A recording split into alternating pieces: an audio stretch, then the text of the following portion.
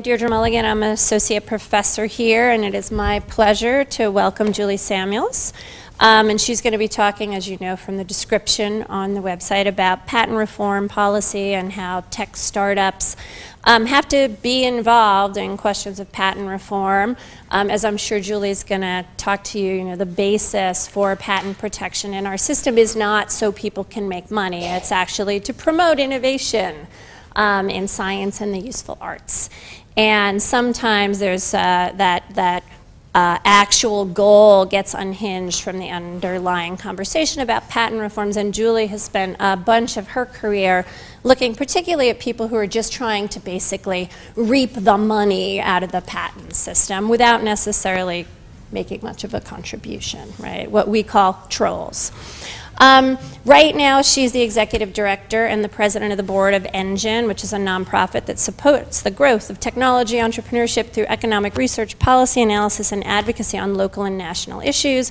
They work closely with policymakers and startups to ensure entrepreneurs have a voice in DC. And I know, given the kind of in the news, ripped from the headlines aspect of net neutrality, that she's going to be talking a little bit about entrepreneurs and tech startups' role and kind of interest in net neutrality, which again has some real implications for innovation, particularly innovation at the edge. Prior to that, she was at the Electronic Frontier Foundation here at, in San Francisco, where she led what was the title of My title is the Mark Cuban Chair to Eliminate Stupid Patents. All right, eliminating stupid patents. And while we don't get to spend a lot of time in the core information law and policy class here about patents, I think a lot of her target was at things like business method patents and other areas where we have these patent thickets that make innovation really difficult. And EFF is, in addition to kind of attacking stupid patents, has also looked at alternative mechanisms to try to create greater opportunity for innovation, such as patent pooling and other sorts of things. And I don't know the extent to which Julie's going to talk about that, but she's got years, despite how young she looks, of experience to pull from, because before doing all of that, she was a litigator.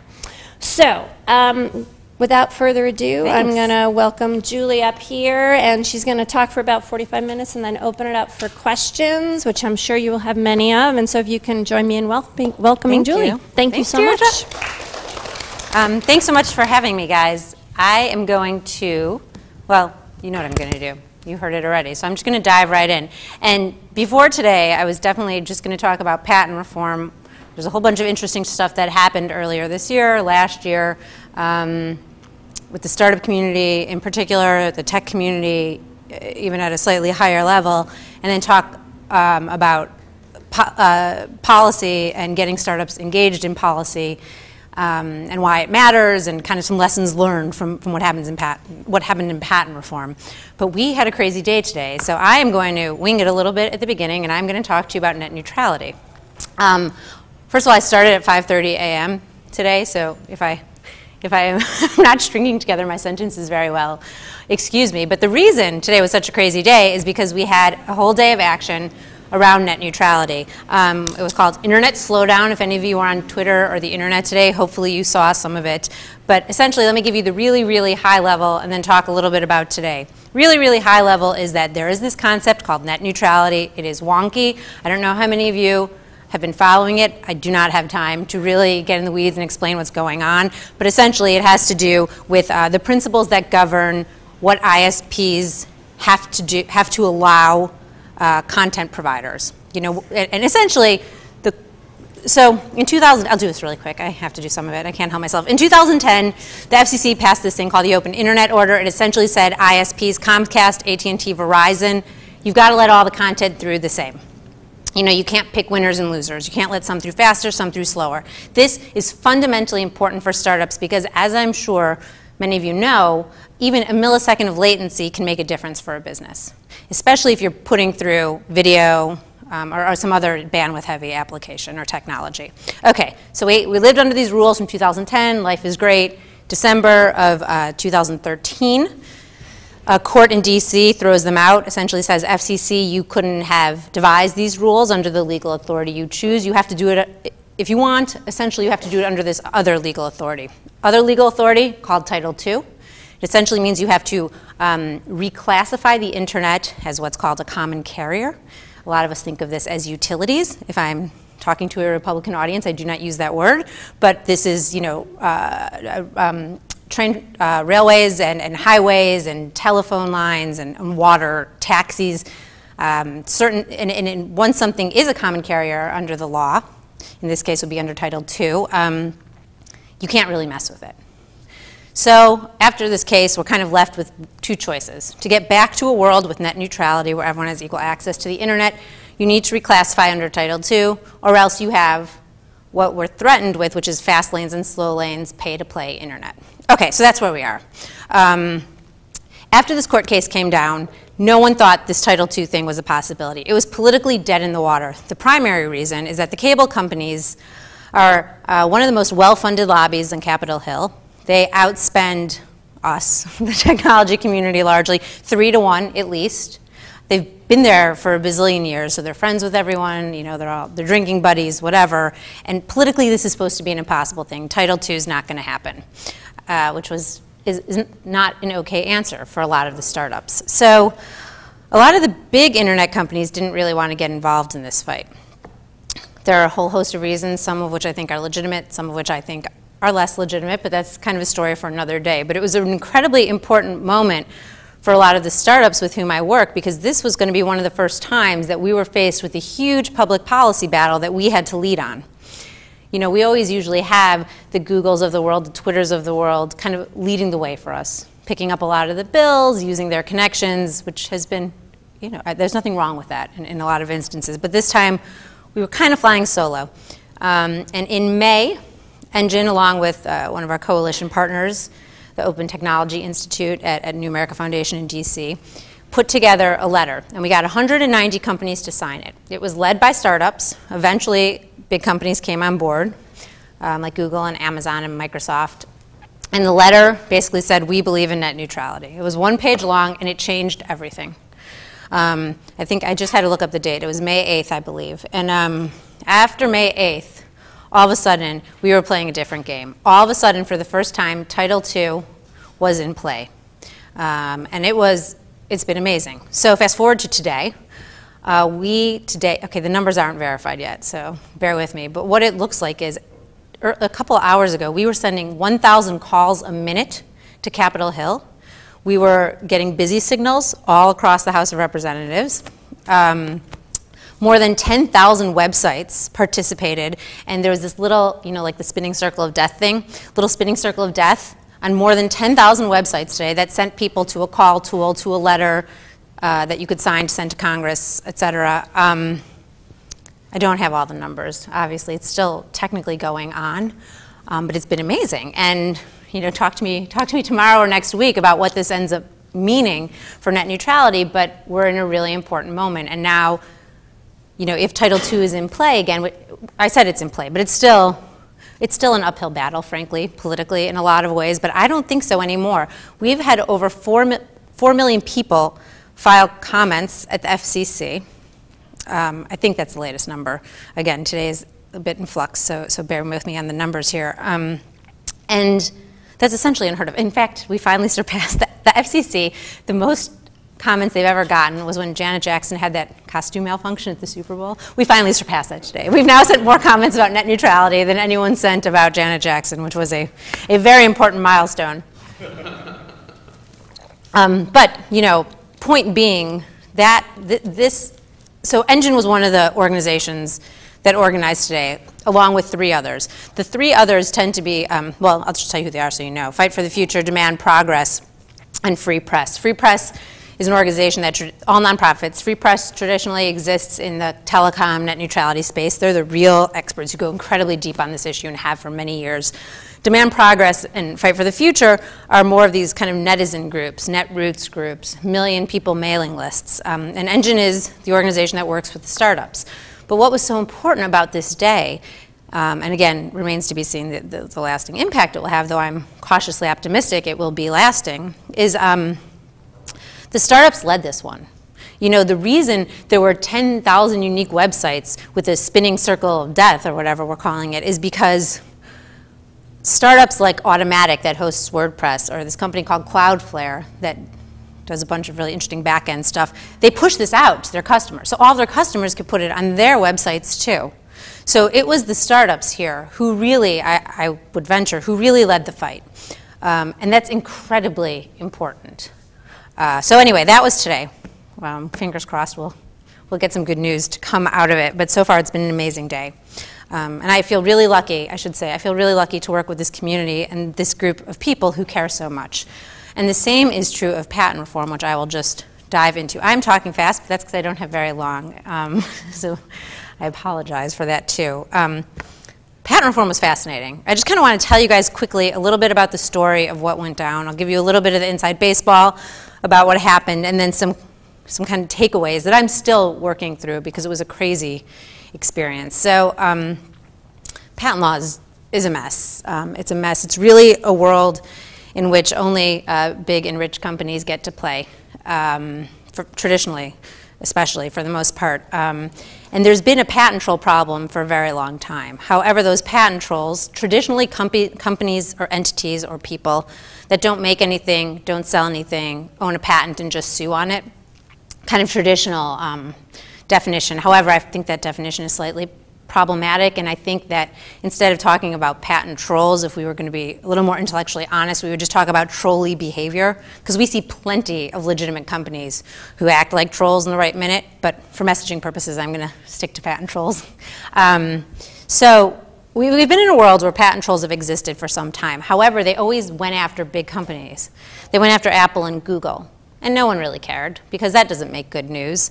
Because what a patent troll will do is say, pay me 100 grand and I'll go away, or I'll take you to court. And if I take you to court, the whole way to the end, it's going to cost you at least $1 million to defend yourself, probably more.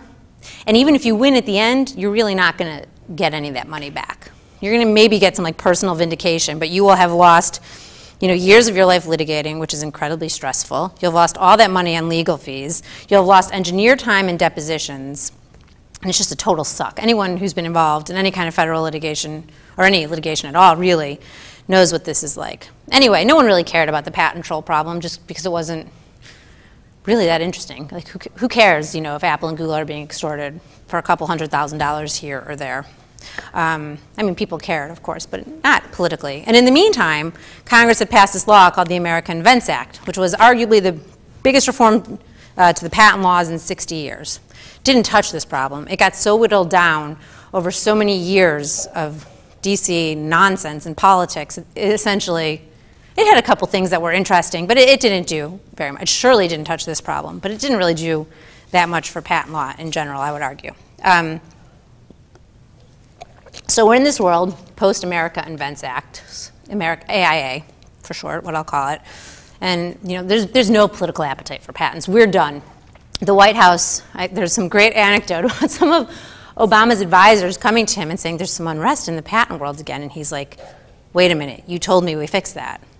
You know, like they just thought it was done. They'd passed this law. He was trumpeting it as you can't entirely fault him for that because he pays people to keep him apprised of that, I'm sure, and they didn't even see this coming. But what had happened, a couple things happened. First of all, I should say one other thing about patent trolls before I get into it. Patent trolls, conceptually, I think this is important to understand. Two primary weapons. As I already said, the exorbitant costs of patent litigation. It is, aside from securities law, probably the most expensive type of litigation. And those costs just get more and more every year, like with most things. So these folks are able to take advantage of that. The other thing, and I think this is even a more important tool, if you will, a more critical tool, is frankly crappy patents. Really, really shitty quality patents. The majority of which exist in the software space. As Deirdre said, most of these are business method patents. I'd probably have to get a lot deeper into patent law to really nail down what I'm talking about, but I'll just give you one quick example so I can really illustrate this to you. God, I have so many good examples. There's this one patent that's still in litigation. It's one of my favorites. There's this company called Ultramercial. They own a patent that allegedly covers watching an ad before you get access to copyrighted content online. So you go to a YouTube video, you get to see an ad, and then you get to see the video. So Ultramercial claims that anyone who presents a video, an advertisement before a copyrighted video online infringes their patent. No matter how you do that, no matter how you put the video online, no matter how you structure it, no matter how you write the code, doesn't matter. Anyone who does that is infringing their patent. Almost everyone has settled with them except for this tiny company called Wild Tangent that has been fighting them for years and years and years. And I've been watching this case closely for a long time because that's ridiculous. Anyway, that's just, you know, that's just a kind of illustration of the problem. There's so many cases like that, I can't even tell you. So anyway, fast forward, troll problems have been going on, they've been suing big companies. All of a sudden something changes. I'm working at EFF at the time. I'm sitting in my office, my phone starts ringing one day, and I keep hearing from all these app developers who are getting these demand letters. A demand letter often comes before a lawsuit, very scary legal document. These were really thick because they included a bunch of patents, one of which was 98 pages. You infringe our patent, pay us up, pay up. And all these apps developers are getting these letters from this company called Lodsys, L-O-D-S-Y-S. To my mind, this was really the tipping point. Lodsys owns 4 patents, doesn't make anything, doesn't sell anything. In fact, it got those patents from a company I'm sure many of you have heard of called Intellectual Ventures. By the way, if you are interested in this, you should go back. This American Life did 2 full 1-hour episodes. If you listen at the very end of the first one, when Ira Glass says all the thank yous, he says my name, which was actually the best moment of my life when Ira Glass said my name. Until today, that's right, that's fair. So anyway, that does like a better job as, that explains the problem as only This American Life could, which was, that was actually another tipping point. When that happened, that changed everything. It was crazy. All of a sudden patents became sexy, everyone wanted to talk about them. I'd been screaming into the wind for years and no one was listening, so that was an important moment. Okay, so Lodsys owns these 4 patents, uses to, going after all these app developers. We think hundreds of app developers got these letters. Letters are not like lawsuits. They are not public, so we actually don't know the full scope of the problem and the lack of knowledge, the lack of transparency, the lack of information. Guys, if anyone has some solutions, has been one of the biggest problems in solving this problem. And that's, I think, a really important piece. Anyway, Lodsys claims that it owns any functionality. When you're in an app and you get a click to upgrade, I used to always use Angry Birds as an example, which shows how old this is now. But you like click here for more boards or whatever. They claim that anyone who uses that technology is infringing its patent. Here's the kicker. If you have an app in the Apple App Store or in the Google Marketplace, you get that technology from Apple or Google, right? And you have to use that if you want to do in-app upgrades. And it turns out that the data show that app developers make most of their money from in-app upgrades. It's the best way for them to monetize their apps.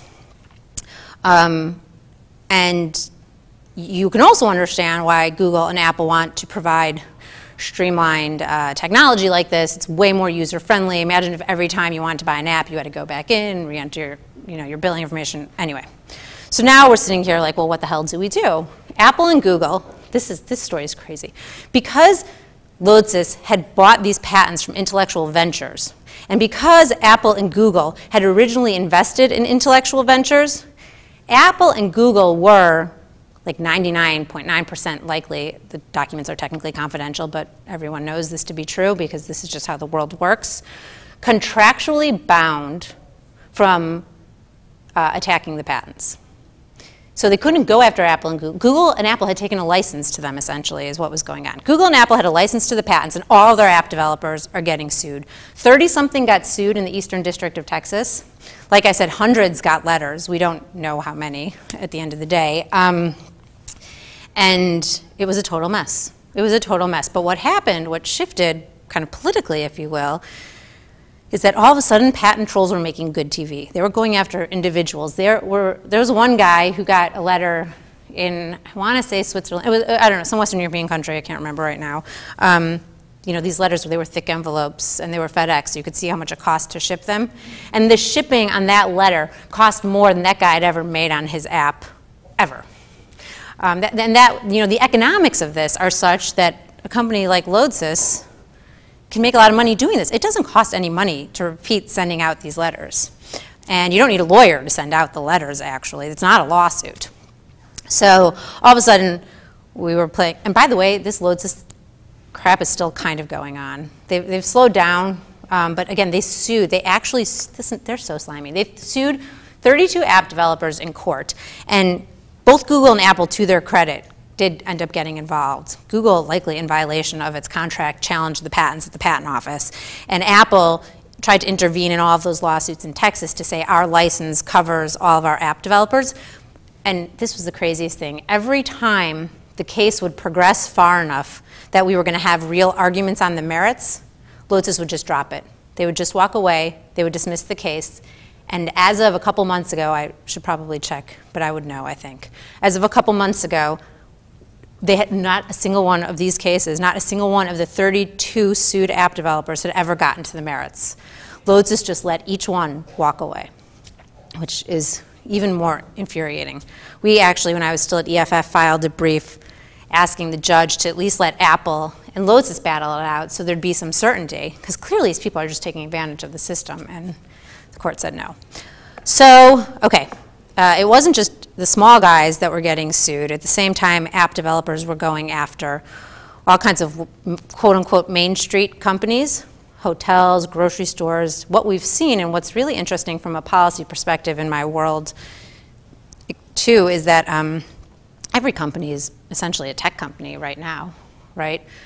If you're a grocery store and you have an online presence where you have a shopping cart, you're likely going to see a patent troll letter about that shopping cart technology. Coffee shops who had $40 Cisco Wi-Fi routers were getting patent troll demand letters about providing Wi-Fi. So all of a sudden, we had this huge coalition of people who really cared about patent reform. It wasn't just Apple and Google. It was also the startups, and it was also all of these Main Street companies. And all of a sudden, you know, we're less than 2 years out from the biggest patent law, changed the patent laws in 60 years, and we're ready to go again. And we got really far. We didn't get our law passed, but I'll quickly talk through some of the stuff that we did get through, and some of the lessons learned, and I'm going to talk real fast. We got this bill through the House called the Innovation Act. I'll dive in. I could dive into the merits of the bill, but that will definitely take too long. But remember how I said there were two primary weapons that the trolls use, the cost of litigation and quality? Quality is more important. It is, without a doubt. There was no political will to touch quality. And the reason is because the pharmaceutical industry and a couple others have such a stronghold in DC on how the patent laws work that they, and we have a one-size-fits-all patent system in our country. There are a bunch of reasons why. A lot of it has to do with international harmonization, whatever, story for another day. But the downside of a one-size-fits-all system is we treat a pharmaceutical drug the same as a software innovation. And that doesn't make any sense. So we protect for 20 years a drug, and you can kind of understand why. You can understand the R&D that goes into developing a drug is really expensive, rounds and rounds of testing at FDA, et cetera, et cetera. You just don't have that on the software side. So I would argue we have largely a system that the pharmaceutical industry has crafted for itself, and we're trying to, you know, it's a square peg, round hole problem. We're trying to make that work for software. It doesn't at all. Like 20 years to protect a software invention. By the time a patent's granted, usually the technology is obsolete.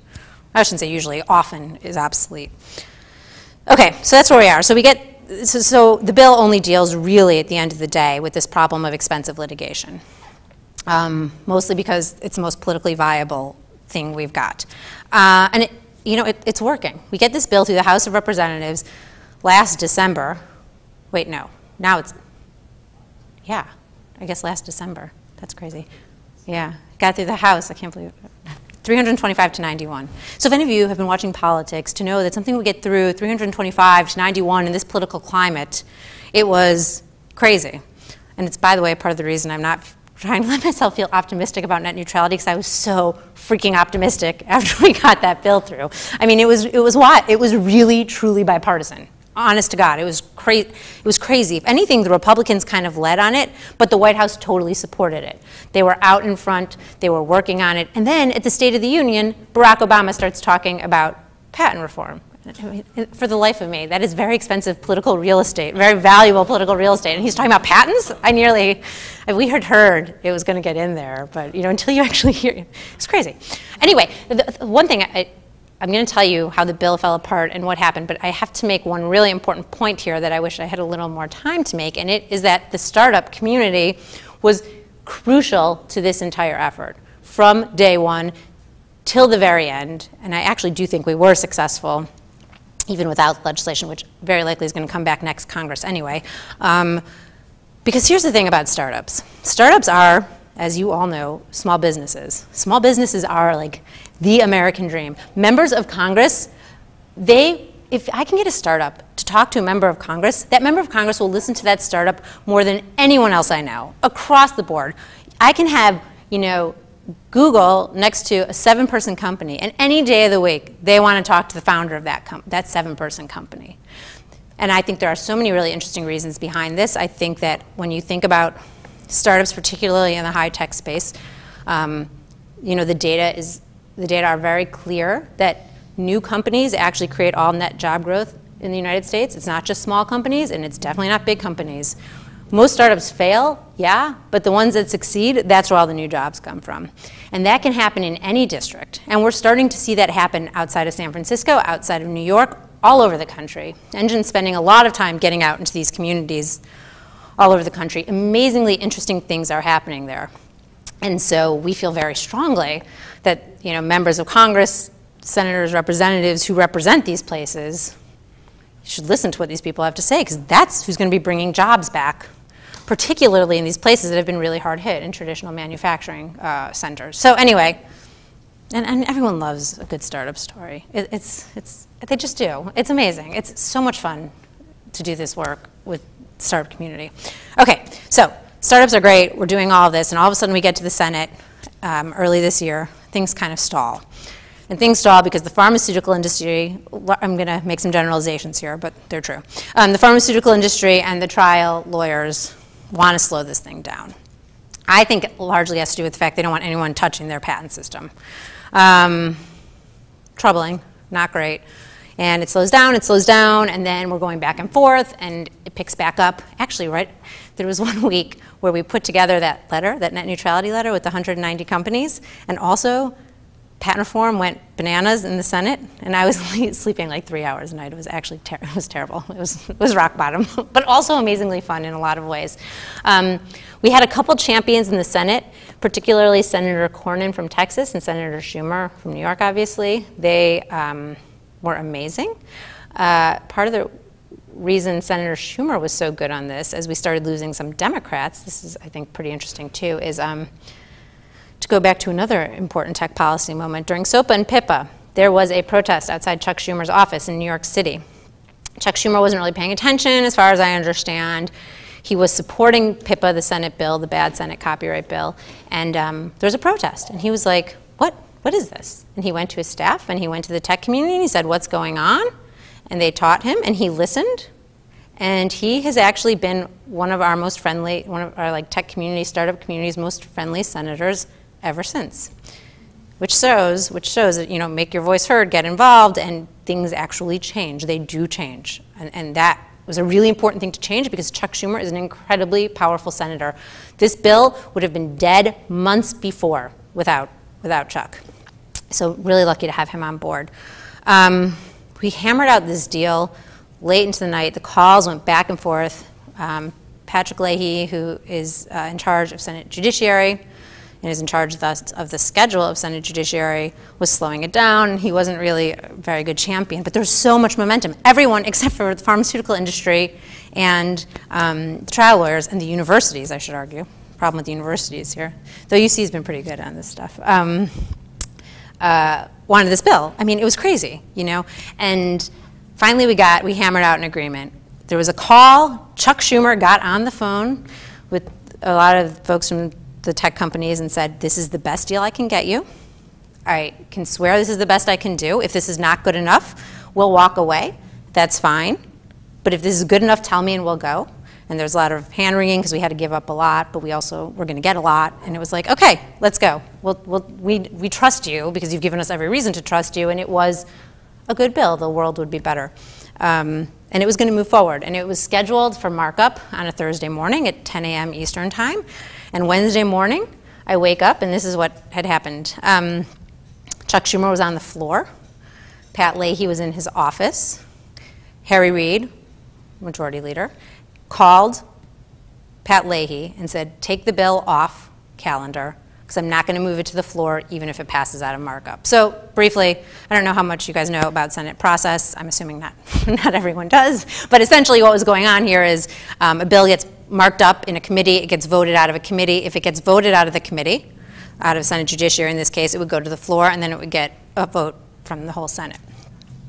And Harry Reid essentially said, I'm pulling the plug. Even if you vote it out, I'm never bringing it to the floor, which he has the power to do. Okay, then there was a press leak. This was not supposed to be public, but someone in the press got it. I do not know how, but I know that's how I found out about it, on Twitter, in my bed on Wednesday morning. Pat Leahy went to the floor of the Senate to tell Chuck Schumer on the floor, which is really not how this stuff goes down, but I think he was worried that he too was going to find out from the press leak, and the bill was dead. And the next day, it was over. And that's essentially where we are, with a couple other updates legislatively. And, you know, we kind of got, I don't know what the word is, but, you know, the trial lawyers, what happened was the trial lawyers, as we now understand, called Reid and said, we're taking our money out of the elections in November if you move this bill. And so there you go, bill done. However, that was depressing.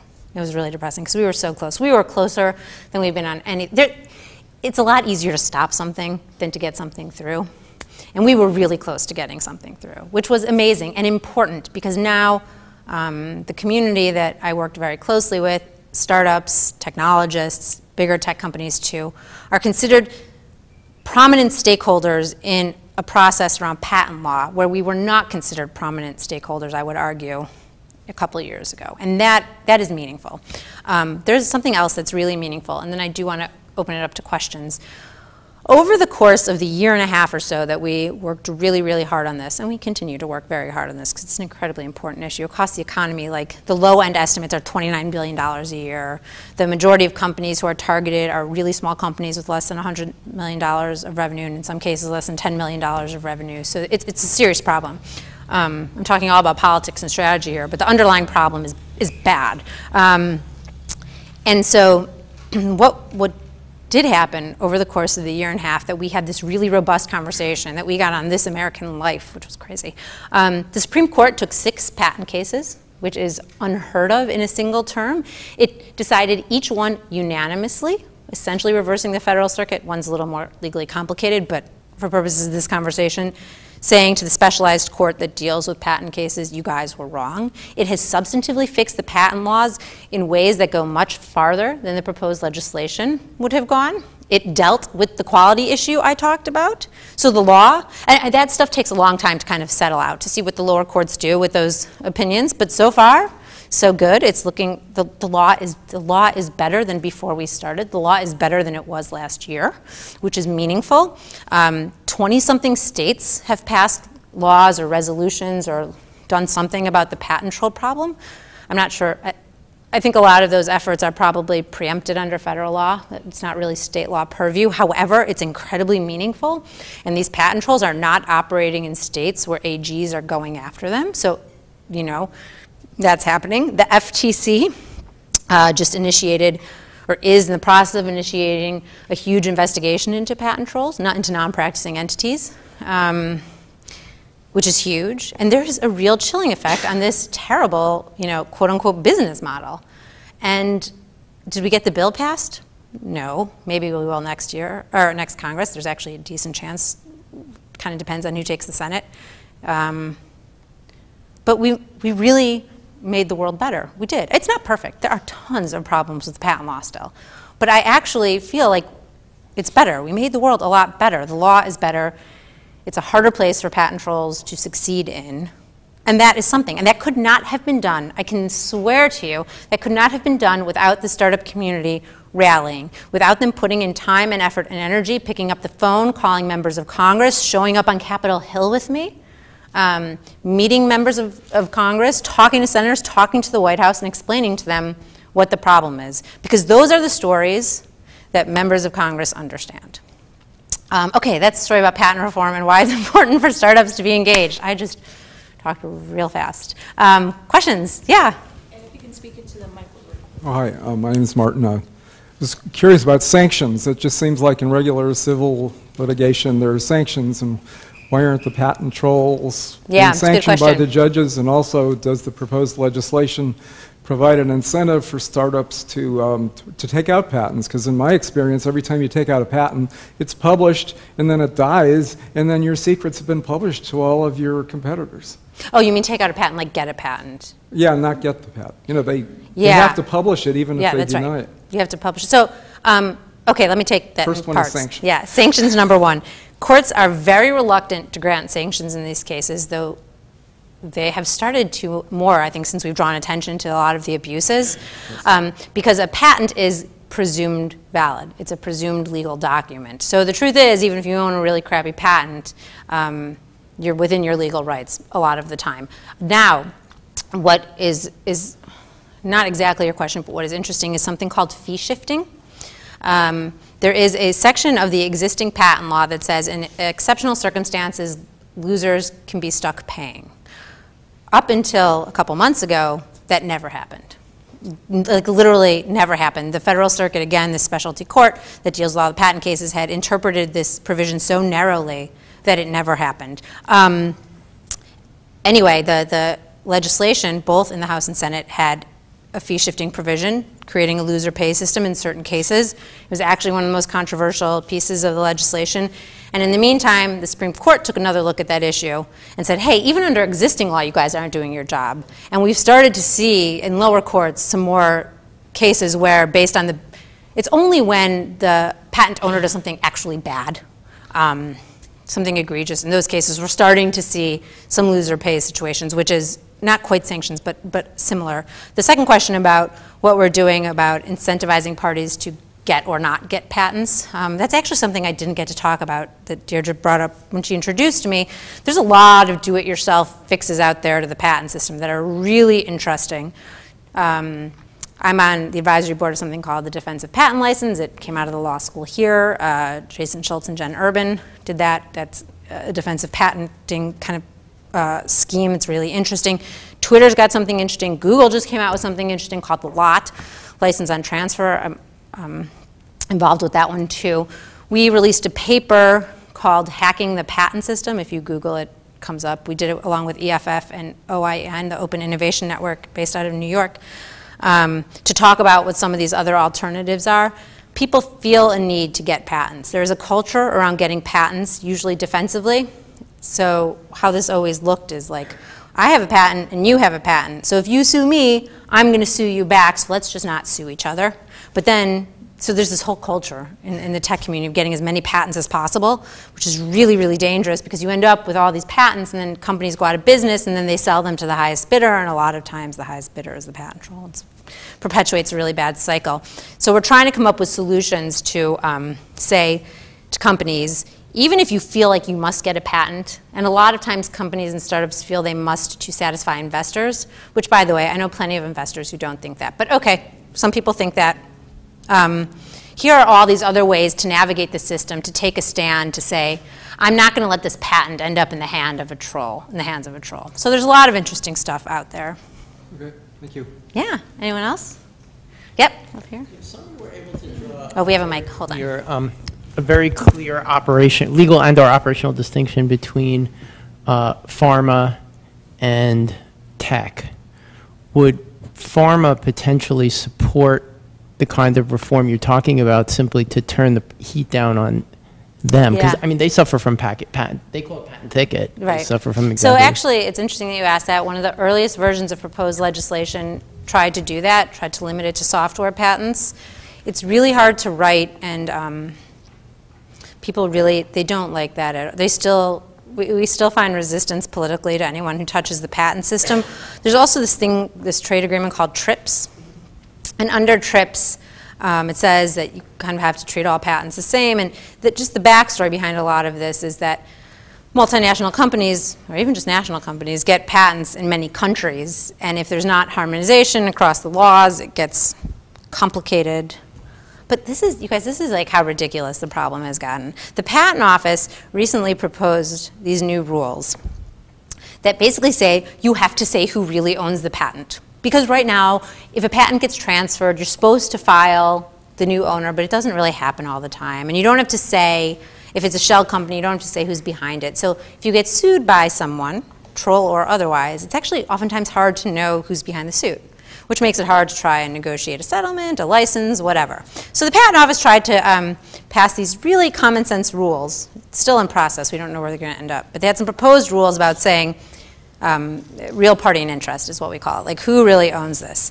And all of the big pharma companies, and even a lot of the big tech companies, all objected. And I was at this event where we were Patent Office like roundtable thing, and there's this lawyer, this patent lawyer, who flew down for it, and he got up, and he was like super emotional about this. Like this was going to ruin his business because you can't understand how hard it's going to be to file all the time when these different people buy the patents. Who owns them? And you know, this is a 20-year monopoly that people are getting. And in exchange for a 20-year monopoly, like these very basic facts, like who owns it, that's crazy. But like people get really, I mean, this was actually, it was weird and it was kind of hard not to laugh because I'm like, this is the most insane thing. But that's what we're up against. The people who are trying to reform the system, that's what we're up against. It was wild.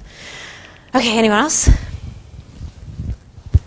Yeah, hey, I have a question about net neutrality. Yes. Because, you know, the way I've sort of heard the conversation framed, like, it seems like a lot of the issues that revolve around net neutrality could be solved in theory if there were more competition amongst right. the ISPs, and I think that, you know, most people would agree with that sentiment.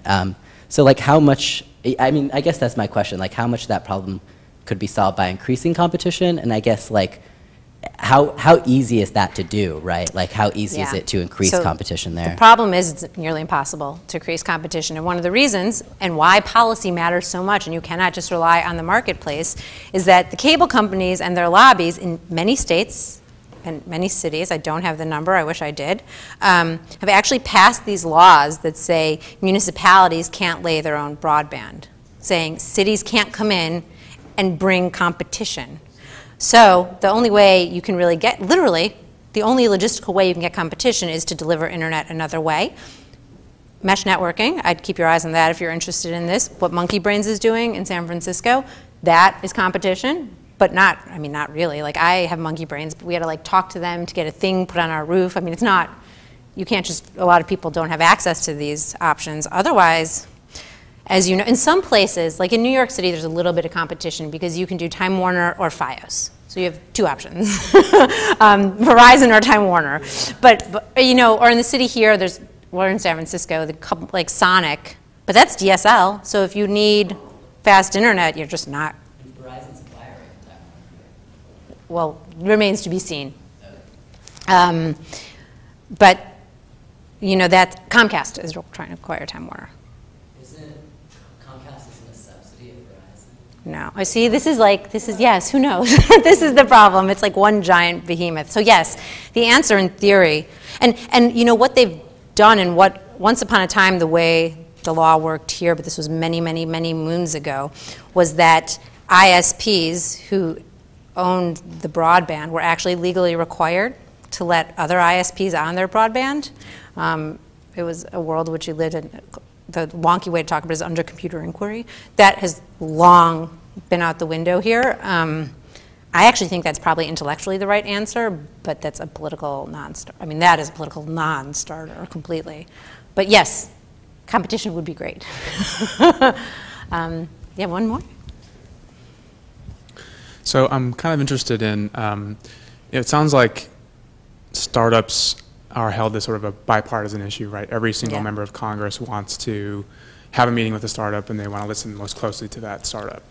But I'm interested in how this sort of plays out when you actually start talking about policy specifics. And it sounds like in patent reform, like this magically was bipartisan, which is really cool. But net neutrality is so partisan, right? So how do you sort of deal with, I mean, how do we get Republicans interested in that issue? It's a really good question, and in fact, on a lot of the tech issues that we tend to focus on, and I should also say, Engine doesn't just work on technology issues. There are other, what I think of as more entrepreneurship issues too, like Jobs Act, crowdfunding, immigration, education, STEM, things too that are not tech focused, are startup focused. Also very interesting. Net neutrality is the most partisan issue we work on. Actually, most of them are bipartisan. We are making an effort right now to make inroads with Republicans. Senator King, who is an independent, so not a Republican, but an independent from Maine, actually released an incredibly strongly worded letter to the FCC today about net neutrality. That was really important, and part of what Engine is trying to do with a couple other groups is make these more pro-business, pro-competition arguments to people on the Hill. And we hope that we're, again, cautiously optimistic that some of the good work we've been able to do on things like patent reform and access to capital and some of these other issues, we've created really good relationships with a lot of Republicans. So at least they're going to take us seriously when we go in and talk to them about this. And I think it's a slow process, but, well, we have to try because, by the way, it's way less fun to work on a really partisan issue. It is so much more fun to work on a bipartisan issue because things move, especially in this Congress. Okay, I think we're out of time, but I can hang around if people want to chat for a little bit. Oh, we're not. Oh, we're until 5:10. 5:30. Oh, 6. Oh, we're great. We can talk for a long time. Sorry, I thought the bell, thought I'd go. We're glad you can't forget that the bells rang off. Yeah. That was a rather modest bell. Yeah, I forget. Yeah. I have a question about, so patents and specifically software patents, wouldn't it be interesting to try to get rid of software patents in general? I mean, for example, in the European so glad you Union, brought that up. there are none, and it works pretty well. So I'm so glad you brought that up. When I first came to EFF from the law firm, a lot of the work we did was around software patents and this issue, and it wasn't so clear. I mean, abolish them, not abolish them. There's some whatever. There's some history behind a lot of those positions, but that was kind of what everyone was talking about. And what we found was that no one wanted to talk about it. There was no political appetite to talk about it. The courts didn't want to talk about it. And it felt like we were shouting into the wind in a lot of ways. And it's important. We have to have these conversations, don't get me wrong. But once this troll thing started happening and they started going after the individuals and the Main Street companies, all of a sudden we had like a live issue. And this actually is really hard for a lot of people. It leaves you in this position where it's like, okay, well, do I work on this troll issue and try and fix this problem, but knowing that if I fix this problem, it might be harder to fix the bigger problem in the long term, the software patent problem, and then what do I do? And the truth is I don't have the right answer. I can make a really good argument that we should have done what we did. I think that was the right thing. I think it helped a lot. And go all in on the patent troll problem and wait till we had a chance to fix this other problem. And I actually think that the results have proven true because the Supreme Court did help fix this other problem, but we didn't know that was going to happen. Or should we have sat that one out, been purists, and stuck around for the software patent question? That's a really, as someone who works on advocacy, it's a really hard question. Yeah, I think the right answer is we don't have software patents. I believe that's intellectually where we should be, but.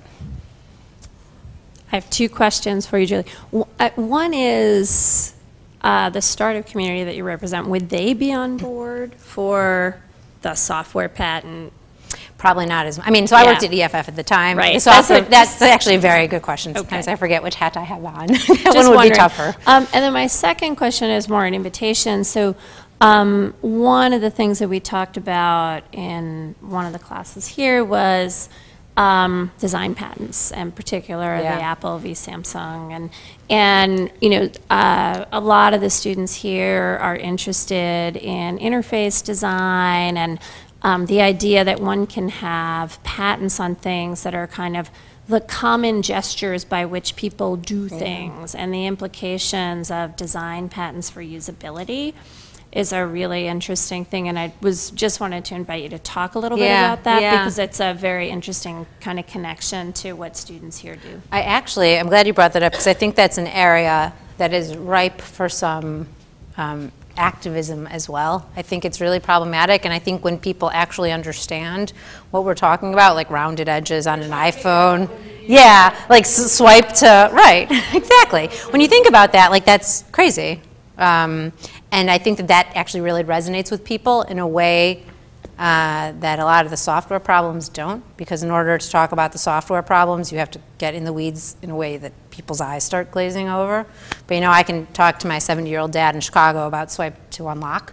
So I actually think that, number one, from the work we did, we were able to use that problem, excuse me, in cases like Apple, Samsung, to help our larger cause, even though no one was really talking about fixing that problem. However, I will say that if we were successful, or if we are successful in this Congress or whatever, in fixing a lot of these problems around litigation, that will also help with the design patent situation. Because what we're trying to do with the litigation piece that I don't know if I made it very clear, so bear with me, I'll try again. This is the way I think about it. Right now, it's like, well, before we started anything, it was like this. The scales were just totally tipped. What the law would have done is make them more like this. You know, make it, I don't want to say harder, because it's still pretty easy for someone to bring a suit, but make it, you know, make it, require them to be a little bit more responsible than they were being before they bring a suit, but also give a potential defendant tools to fight back, which is what is really lacking. So, you know, I don't even think the proposed law would have made us even. It would have gotten us here. We're a little closer to there now, too, because of some of those Supreme Court cases.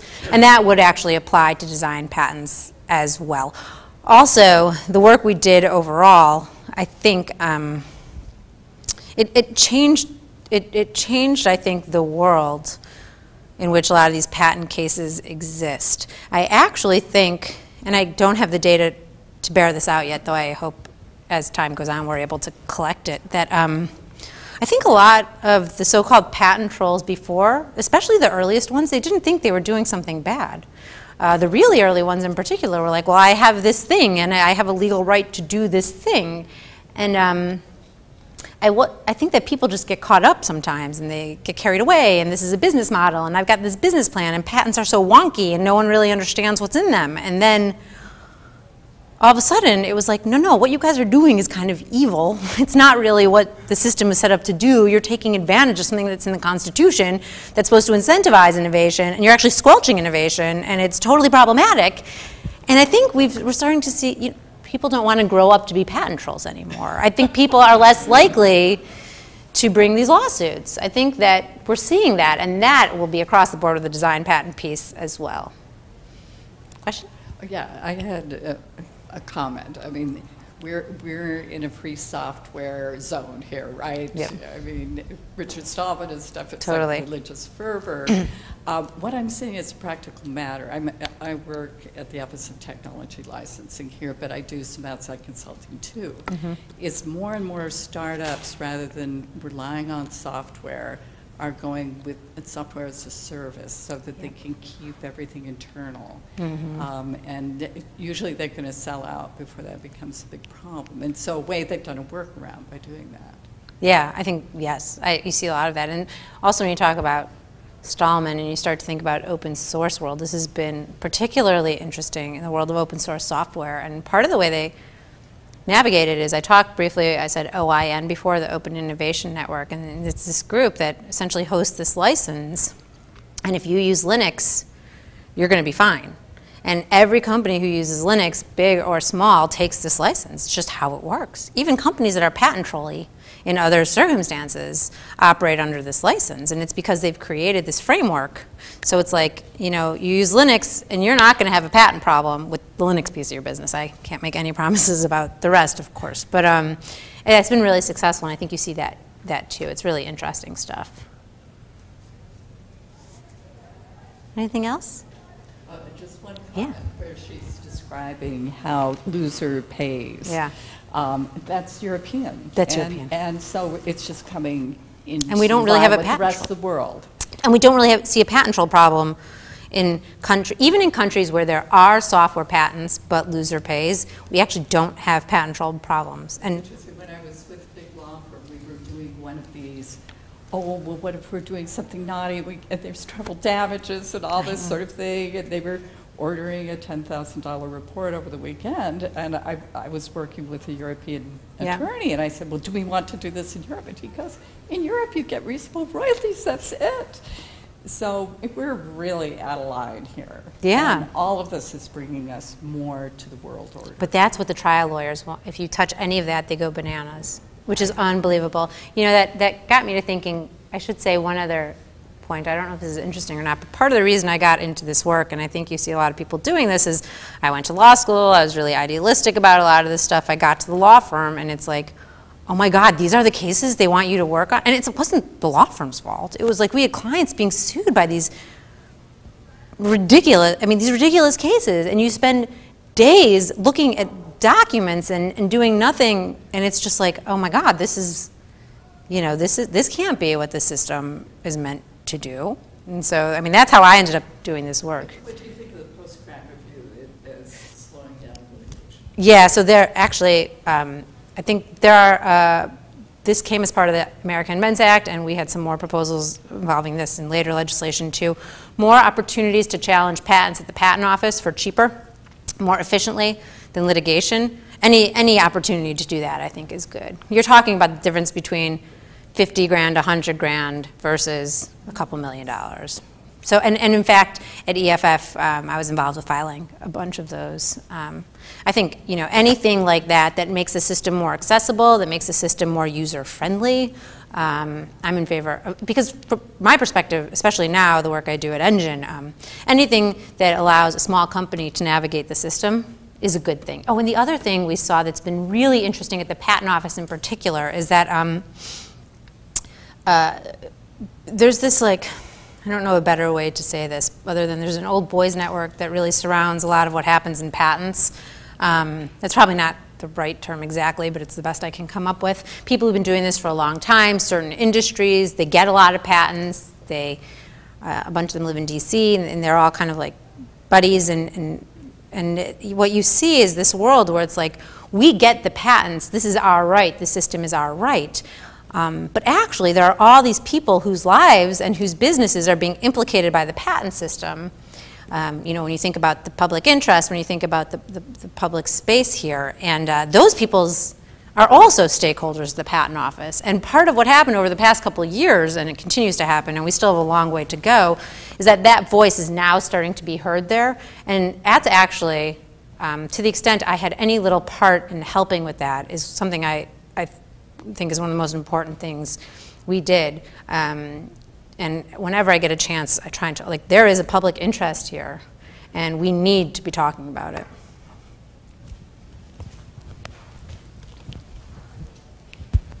So when I think about eliminating software patents, I sort of think about like a little baby startup who wants just some measure of protection for their idea so that the big companies won't come and steal it. And I also think a little bit about how it's sort of a cultural validation, you know, getting a patent is like, while your idea is valuable, although, you know, you should probably validate in the market, not with a legal process. But, and I also think that the sort of obviousness, you know, like, and I think of like Apple's rhetoric, you know, when Johnny Ive is like, we spent so much time and so much work getting to a solution that would seem obvious to the user, you know, and like that's what I think is kind of like a little bit of a problem, and this is obviously an age-old problem with patents, but yeah, we get to a solution that was so hard for us to get to, but it involved, you know, all this work, and the end goal with interface design is to make it so obvious, to make it like a natural thing that you would want to do, and so. Yeah, I don't know. I just sort of feel like software patents aren't necessarily a bad. Yeah, I mean, I should actually say I'm not. I don't hate the entire patent system. I actually think there's value in the patent system. I just think it's been abused so terribly lately that it's really hard to see through that. But there's actually a lot of really interesting research. Mark Lemley's written an interesting paper about this called "The Myth of the Sole Inventor." There are a couple other papers about this that actually show. So. With a couple of exceptions, invention tends to be building block, and when something tips, it's usually tipping in multiple places at once, and we just hear of one, because that's actually how invention happens, and it's very infrequent. I just heard one of the podcasts I listened to. Did anyone else hear this one? I can't remember. I wish I could, but oh, no, it's in Tim Wu's book, Master Switch, the story of who actually invented the telegraph. The telephone. It's a fascinating story. And the truth is, you know, Alexander Bell ended up with the patent. No, see, am I doing it right? No, yeah, he ended up with the patent, so he's the guy who's credited with the invention. But the truth is, it looks like when you go in the data, he actually wasn't the first person to invent it. And it's a little unclear. I don't think any proof actually exists. But that's kind of what it looks like. And so, you know, what I worry about a lot is the power of incumbents to shut out competition. And that's actually all of what we're talking about in net neutrality. So I'm talking about it a lot right now. But that's what, you know, yeah, so Apple's in a great position to be able to get all those patents and shut people out. And I do think there is value in young companies being able to protect their ideas, particularly when they're novel. It's just so infrequent that I see that happen with truly novel ideas. And there are other ways to do it too. You know, you can always use non-disclosure agreements. Copyright. You do trade secret where trade secret makes sense. That's also something else actually that's coming up in Congress right now, trade secret legislation. That story for another time, I fear. But and you know, the hardest questions I would ever get from really the smartest reporters actually on this, they would always say, well, what do you think about the company that has the patent on this crazy invention? They'd come up with some like crazy idea that I'd really have no good answer. Like, yeah, that person should be protected. But what I would end up, the only thing I can say to that, and I hope this doesn't sound like I'm trying to weasel out of an answer because I truly believe this, is right now there is so much harm coming from a broken system, and there is no perfect balance. Someone is going to, you know, you're going to have winners and losers no matter how you balance this, but right now the balance is so off. It is so incredibly off that we have to make an effort to right it. So I wanted to ask one other question, which is kind of about distributive justice in the patent system, which I think is part of where you were going from. And the system we have of go hang out in your garage and develop something, hours and hours and hours of work, and then we might give you a patent that will give you the right to stop other people from doing something, and then eventually, hopefully, lead to investment in your thing, is one that favors people who can work for years and years and months and months without any compensation. And given, you know, it skews, I think, the who can innovate in ways that are perhaps not well aligned to things like, you know, pulling people up from their bootstraps and broadening the kinds of people, the communities in which innovation happens. And it would seem to me, particularly when you're thinking about various parts of the country where the lack of innovation isn't just tied to the failures of the patent system, or it's also in part about kind of where's the money to promote the ideas from people who can't work in a garage. They don't have a garage, they can't write. And so these labs, which I think Engine is part of, kind of create. So I just wanted to invite you to talk a little bit about distributive justice. On that, a lot of thoughts on that. So the first thing, I'm going to try and get through a couple of things quickly here. The first thing is it's not just people who can't afford to spend time not getting paid, but the expense of getting a patent and then enforcing a patent, which no one talks about the second part. People talk about the cost of getting a patent, which is, you know, probably close to 100 grand. But the cost of then suing someone, you know, a patent is a right that to sue, right? It doesn't, like me saying I'm going to sue you, unless I actually do, you're at a right to do whatever you want. To actually bring that lawsuit is a whole nother, you know, ball of wax, cheesy saying, but whatever. So no one even talks about that part ever, which actually really bothers me. No one ever tells startups that. So when you want that protection for your startup, no one tells you that you have to enforce it. Yeah, you're actually going to have to enforce it in a court of law to get anything out of it, in a federal court. And you're going to have to hire a patent lawyer, which is not, you cannot find cheap patent lawyers, really. You can find some people who take it on contingency fee, but then you're like going off into troll land, and we don't, you know, and that I shouldn't have said that, may be going a step too far, but you know, it's not. So yeah, I think number one, when you talk about distributed justice that way, like the patent system is for rich people to play in, to start. That goes without saying.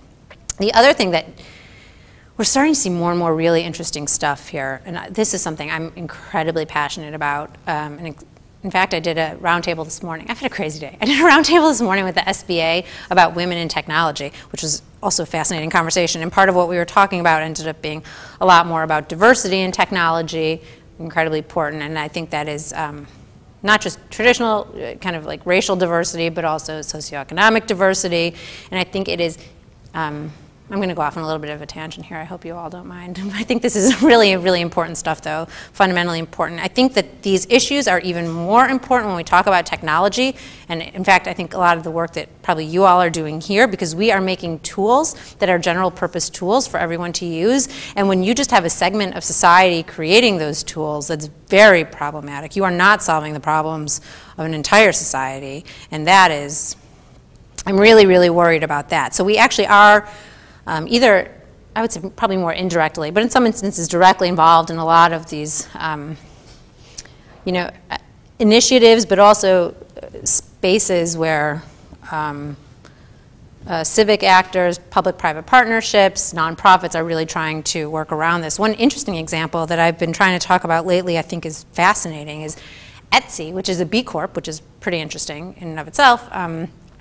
Etsy has this thing, craft entrepreneurship, they're calling it. Etsy's actually been great. They've been great on net neutrality. They're great in all the policy issues. And part of the reason they got involved, just so you know, speaking of startups and policy issues, is they hired this wonderful woman to work full-time on policy issues. And they brought her in originally to work on issues surrounding micro businesses rather.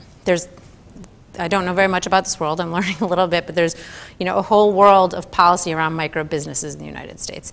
And Etsy sellers are micro businesses. So they brought her in to do work on that. She's ended up doing a bunch of tech policy work. It's been great. But one of the things they've rolled out is this program called Craft Entrepreneurship. And I think this story I might be missing a couple pieces, but I can give you the really high level here, which is fascinating.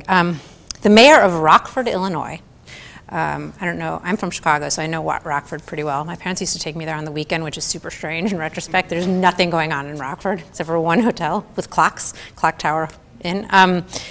It's a very depressed community, really, really depressed community, about 40 miles or so outside of Chicago, maybe more. The mayor of Rockford started tweeting at the founder and CEO of Etsy, and they got involved. They got, talking about what was going on, and Etsy started this thing called Craft Entrepreneurship. I'm pretty sure Rockford was the first city. They've now rolled this model out in other places.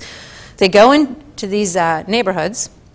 They go into these communities, underserved communities, underprivileged communities, and they basically say, anyone who has any skill at all, like, can you make something that someone would want to buy? They're not going to teach people craft skills, but can you make something? And then they teach them entrepreneurship. And they teach them entrepreneurship using Etsy. They teach them, how to keep their books, how to do marketing, how to actually set up an Etsy store, how to do fulfillment. But a lot of those lessons obviously are much bigger than Etsy too. They just use Etsy as their platform. Obviously, that's their business. And when they leave, these people actually have Etsy stores. And so we're starting to see inroads into a lot of this stuff, which is, these are tiny things, but they're fundamentally important. And we got a lot of great examples of that kind of stuff. All right, so I think, any more questions? So Julie, I want to just thank you on behalf thank you. of the community. It is a bigger community, and I think a lot of folks who would really benefit from engaging with you. So I hope that you will make good on your Yes, I will totally come back. Galen and I are going to try to make sure that happens. And if there's any, research projects, questions, whatever, I would encourage you to think about the iSchool as a place where there's a lot of intellectual curiosity around both the policy issues as well as the technical issues. I actually would love that. I have lots of ideas. Yeah. So you feel, and the students here do final projects, and they probably will have a pitch time. Do you? No, that's when they do the final projects, but the pitch, like, towards the end of the semester, where if there are projects that you think, and often people are interested in building something, they want to do running code, they want to do like a whole product life cycle, they want to build an app, but sometimes people are interested in doing policy projects, research projects, design projects, whatever. You should think about pitching because it can appeal, and the students are fabulous, and it would be nice for you to meet more of them. That would be great. I appreciate that. that. This was really a very enlightening and well put together talk, despite the fact that you thought it was going to be so much. Thank you. Thank you guys so much. Thank you.